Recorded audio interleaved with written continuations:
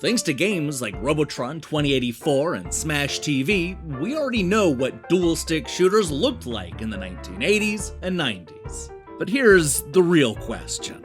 What would these shoot-em-ups have looked like if they were from the early 20th century? Long before anybody had ever even heard of a video game.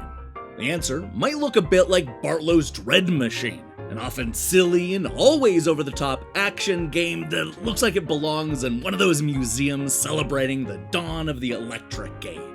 But don't let the chipped paint and creaky gears fool you, because this is a thoroughly modern shooting gallery filled with blistering action, political intrigue, shocking conspiracies, supernatural elements, and even zombies. Man, I'd buy that for a nickel.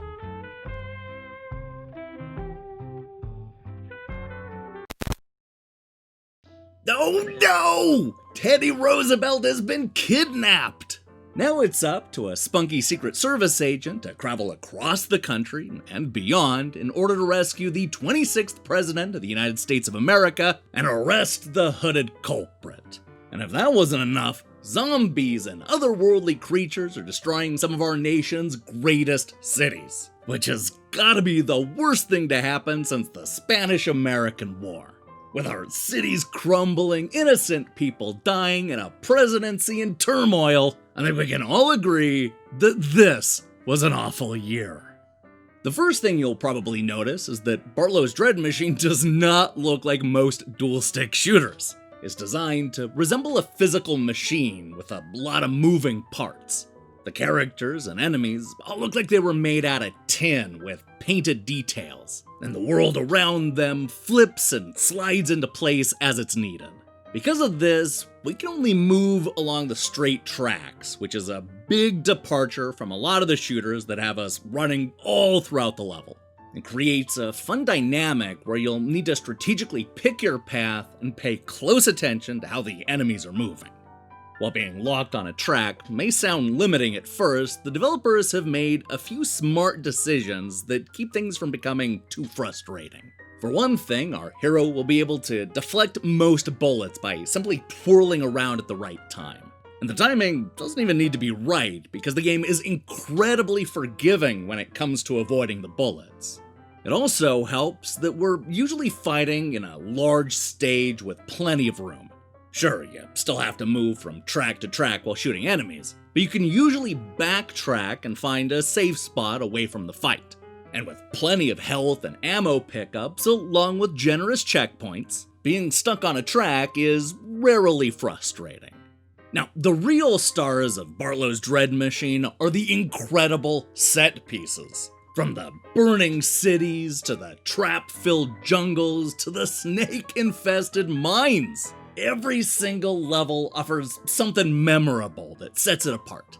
We'll shoot up the inside of a train, dodge enemy fire on a boat, and kill every single bad guy holed up in a hotel. And just when you think you've seen it all, you'll take to the sky in a hot air balloon. I love how the game is constantly finding times to use its mechanical parts in creative and exciting ways. And it's not just the machine that'll impress, but how a simple thing like a camera shift can shake up how the action plays out.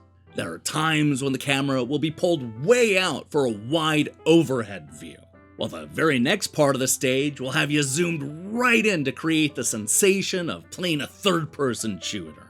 These are gorgeous levels filled with personality, and the camera always seems to know the best angle for every situation. And you know what? The awe-inspiring art direction also extends to the enemies, who look like they were plucked straight out of either Grim Fandango or a Residence concert.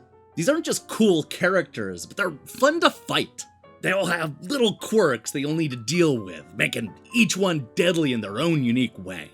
There are enemies that will hide out in boxes until the shooting stops, while others will rush you every single time you're on the same track. You'll need to not only dodge sniper bullets, but also bugs carrying dynamite. And just wait until you see the crazy boss fights. I love how outlandish some of the villains are and how it perfectly fits with the rest of the motif. From the biggest set pieces to the smallest enemy, Bartlow's Dread Machine is a great looking game. Unfortunately, it stumbles in a few predictable spots. I think the most glaring problem involves transferring from one track to another. It's easy to run and shoot on a straight line, but there are times when you'll have a hard time and even get stuck trying to turn onto another track. This will be familiar for anybody who's played a maze game with sharp turns, but it's even more jarring when there are like a dozen bullets coming at you. Thankfully, this is a gameplay issue you'll be able to overcome with some practice, but I still wish the game was a little bit more forgiving on this one point.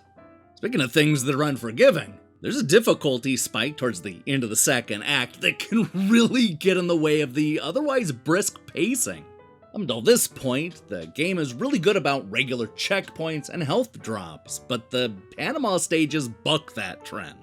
Despite the levels being longer and filled with tougher enemies, those helpful items are fewer and further apart. I mean, it's not to the point where you're gonna have to give up, but there's no question that it's substantially harder and way more unfair than the rest of the game. The good news is that once you finally escaped the jungle, it's smooth sailing right through to the end of the game. And that brings me to my final criticism. Bartlow's Dread Machine is one of those games that makes you start over after the credits roll. You can't go back and play past levels, or even see the alternate ending, because the game always treats your next play like it's a new game. After already picking up hidden characters like Murray Curry, Nikola Tesla, and Bass Reeves, I was hoping to go back and search for the remaining unlockable heroes. But alas, there's no going back. I guess that means that I'm forced to play through this wonderful and imaginative shooter all over again. I can think of worse punishments.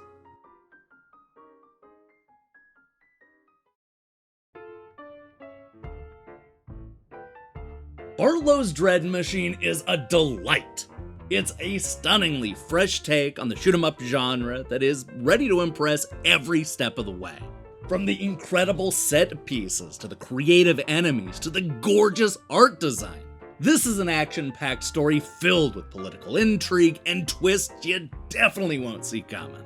Sure, the tracks are occasionally hard to navigate, and there's a difficulty spike that comes out of nowhere. But when it comes down to it, that's not what you're gonna remember about Bartlow's Dread Machine.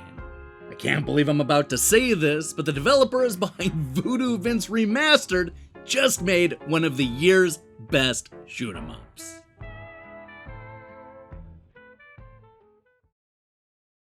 Hey, thanks for watching our review. If you liked what you saw here, then you should know that we post new reviews and features almost every day. Now here's the question I have for you. What is your favorite dual-stick shoot-'em-up?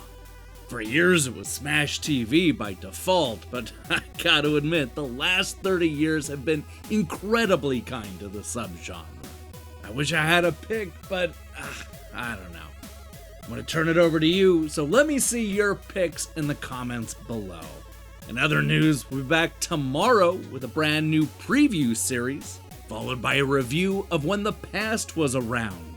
If that sounds good to you, then I strongly recommend you click that subscribe button and support what we're doing here. Until then.